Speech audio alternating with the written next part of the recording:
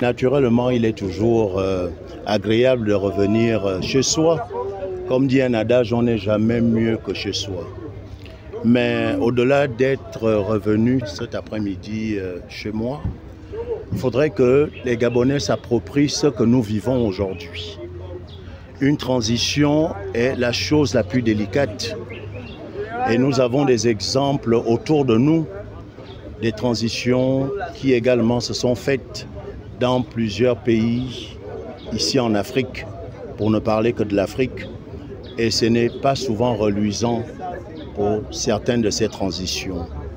Donc après avoir vécu ce que tous ensemble nous avons vécu dans nos chairs, comment comprendre qu'un des pays les plus riches d'Afrique, avec une population de moins de 2 millions et quelques, soit aussi pauvre, démuni et dépourvu.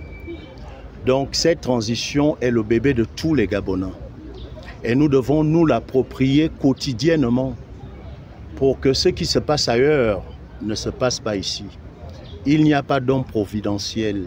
Il s'agit d'aimer notre pays. Nous devons l'aimer pour les générations futures. Ce n'est même plus temps pour nous. Nous avons eu la chance de grandir, de vivre et d'avoir eu le peu que nous avons. Mais c'est surtout pour nos enfants et nos petits-enfants. Alors comme une bouteille de régab, c'est une métaphore que je prends, lorsque vous l'ouvrez, elle est pleine. Vous la consommez, elle se videra. C'est exactement comme ça que les richesses de notre pays se sont amenuisées et un jour vont s'épuiser. Donc lorsque l'on a non seulement un libérateur, mais surtout un bâtisseur, nous devons de l'accompagner sans calcul aucun, parce que c'est avec le peu qui nous reste, ce peu qui nous reste, que nous pourrons enfin avoir quelque chose de consistant. Nous avons eu des jouisseurs, nous avons même eu un baril de pétrole à l'époque qui avait frôlé les $150. Mais rien n'a été fait, rien n'a été construit.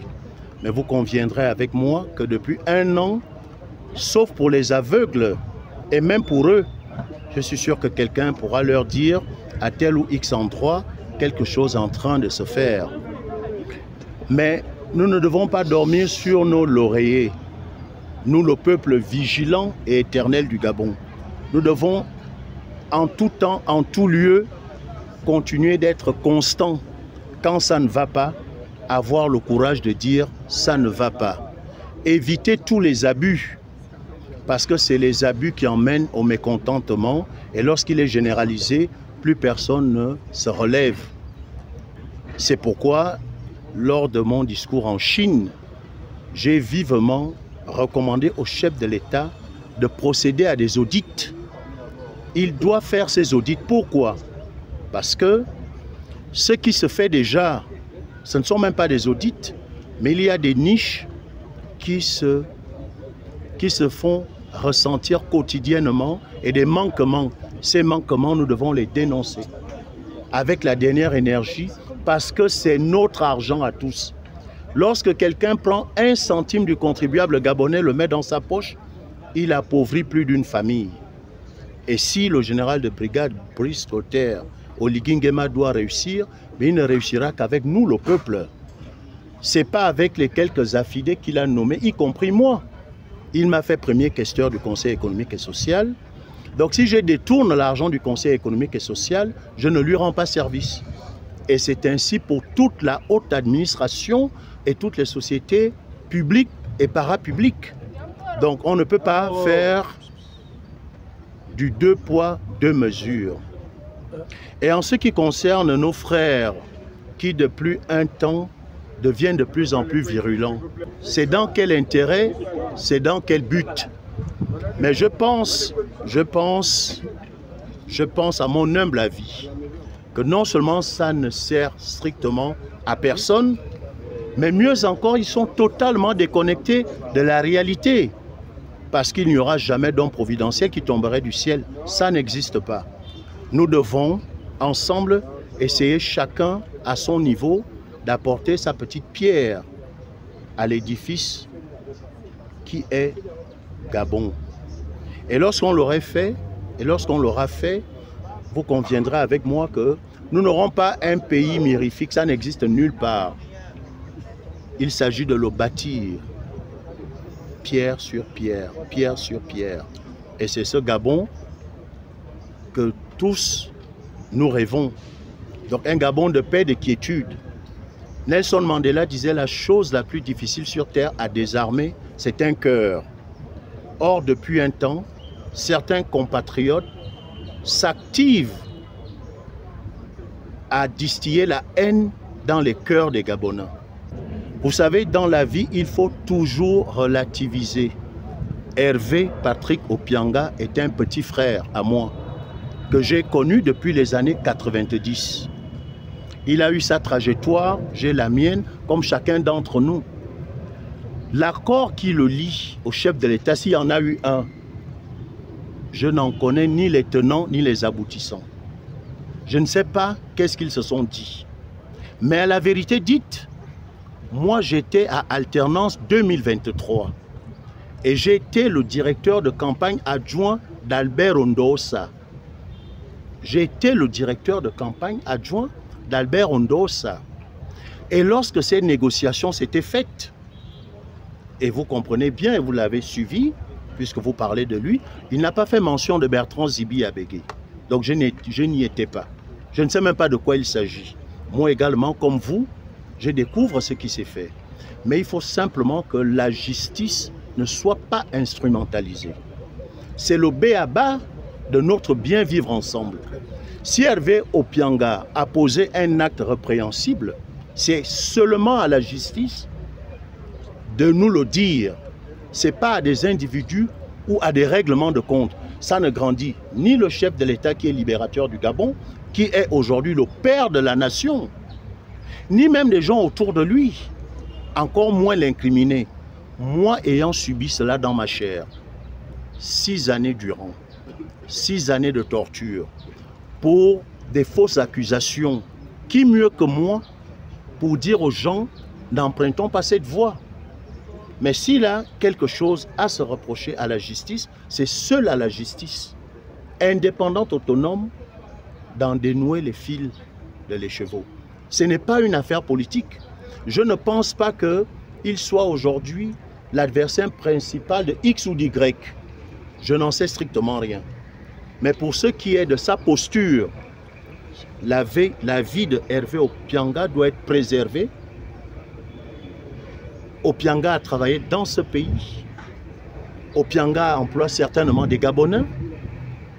Et je pense que cela doit se faire dans la quiétude la plus absolue. Ceux qui tirent les ficelles dans l'ombre doivent être immédiatement démantelés, de part et d'autre. C'est un fils du pays. Il a droit à la justice de son pays. Jonas Moulenda est mon frère. Et je ne renie jamais qui que ce soit par rapport à la posture qu'il adopte. Le chef de l'État, au mois de juin dernier, lors de sa tournée internationale, m'a fait l'honneur d'appeler mes frères activistes. Parce qu'en toute chose, nous avons hérité quelque chose de Feu Omar Bongo, c'est la discussion, c'est la négociation. Même dans une famille, vous n'êtes pas souvent permanemment d'accord avec votre épouse. Mais ce n'est pas pour autant que vous la repudiez. Avec nos enfants, nous ne sommes pas permanemment souvent d'accord. Mais ce n'est pas pour autant que nous les rejetons. C'est pourquoi moi je pense et je ne crois qu'au dialogue. C'est ce que j'ai fait. C'est moi, Bertrand Zibabor, qui avait appelé mon fils, que j'appelle affectueusement mon fils Badekon en chef. Il s'est retrouvé et il a discuté avec le chef de l'État pendant plus de 2 heures de temps. De quoi s'agissait-il? Sans trahir un secret. Mais le président de la République ne lui a jamais dit de ne pas faire de live. Non. Il lui a simplement dit d'être respectueux de la vie des gens. À quoi sert-il d'insulter quelqu'un en dessous de sa ceinture. Ça apporte quoi au Gabon? À quoi sert-il de parler des parties intimes d'un individu? Ça apporte quel développement? À qui? À quoi sert-il d'insulter quotidiennement et permanemment vos semblables? Ça apporte quoi à qui? C'est ce dont il a été question. Qui mieux que moi aurait refusé d'appeler Kamitatou Okuma mon frère? C'est mon frère. Une semaine avant que je ne l'appelle pour l'audience avec le chef de l'État, il venait de faire 3 lives où il m'injuriait copieusement. Mais nous devons, à tout instant de nos vies, prôner le pardon.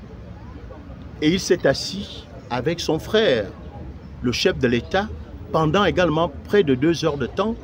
Et de là, la discussion a jailli la lumière. Est-ce qu'il a arrêté de faire les lives? Non, il continue de faire ses lives. Donc je pense qu'il ne s'agit pas de corrompre qui que ce soit.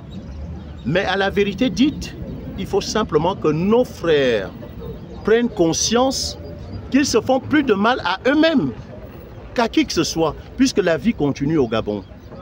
Et ça, je peux vous le dire. En 2008, j'avais organisé à l'époque, contre le gré de plusieurs membres de l'entourage d'Omar Bongo Ondimba, la grande réunion de New York, où j'avais fait asseoir tous les opposants américains, gabonais vivant aux États-Unis et au Canada. Ça m'avait valu une cabale inestimable. Mais aujourd'hui, plusieurs de ses frères sont rentrés et s'occupent de leur famille. Et je pense que la famille de Jonas Moulenda a besoin de lui, comme ma famille a besoin de moi. La famille de Badekon en chef a besoin de lui, comme la mienne, comme celle de chacun d'entre nous. Et nous sommes en âge où nous devons bâtir. Et puis il y a le destin de quelqu'un. Et le destin de quelqu'un, comme on dit, l'oblique de Dieu, personne ne peut l'arrêter. Si le général de brigade Brice Clotaire Oligui Nguema, j'ai fait le tour du Gabon avec lui, décide et que la Constitution le lui permette d'être candidat, est-ce que vous voyez quelqu'un pouvant le battre ici présentement? Donc ça voudrait simplement dire que si Oligui est candidat, ben il sera le prochain président pendant les 7 prochaines années. Le code électoral est aujourd'hui en confection.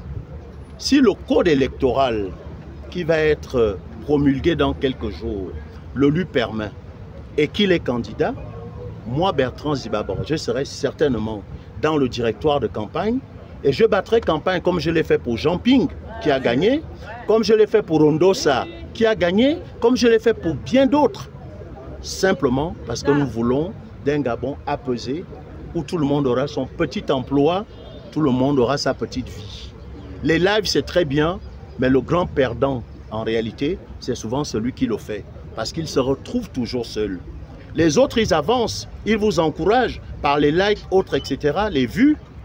Mais est-ce que les vues ont mis un morceau de poisson dans la marmite de qui que ce soit? C'est pourquoi moi, je crois, ce qu'ils font est très bien. Ce sont des lanceurs d'alerte. Et c'est très bien.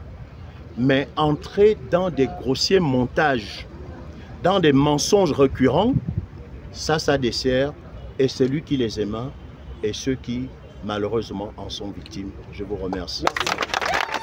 Si nous sommes ici réunis, c'est bien sûr pour venir accueillir notre aîné, notre père, notre frère, notre oncle, qui est Bertrand Zibi, car il revient d'un long voyage. Et en tant que ses fils, nous avons bien voulu lui réserver cet accueil chaleureux. Nous sommes ici membres d'une association, Team LGA, qui a pour leader Louis Gaston Obam. Et nous sommes là aujourd'hui, c'est bien sûr pour l'accueil de notre grand frère. Voilà, je suis venu à l'aéroport pour attendre M. Bertrand Zibi, qui depuis quelques semaines nous avait tous suivi l'actualité politique. Il a été l'objet d'une longue polémique, donc il a envoyé un message pour répondre déjà à un premier message aux premières attaques, n'est-ce pas? Et lorsqu'il a donné ce discours, qui a été une déclaration qu'il a fait depuis la Chine, ce discours nous a touchés personnellement, j'ai été touché. Et je me suis dit, il y a des Gabonais qui ont encore le courage de reconnaître qu'il y a du mal quelque part. Et il y en a qui ont pris sur leur dos la charge et le poids des Gabonais. Donc, M. Bertrand Zibi, il a assumé ses actes, il a reconnu qu'il a été au front, pendant que certains Gabonais, pour ne pas citer les noms, se sont peut-être cachés, mais lui, il a reconnu, il a été là quand les Gabonais avaient besoin de la paix, de la stabilité dans ce pays. Donc, lorsqu'il a fait cette déclaration, je me suis dit, comment est-ce que je peux faire pour me renseigner, pour que je sois présent au moment où ce grand homme va arriver dans mon pays.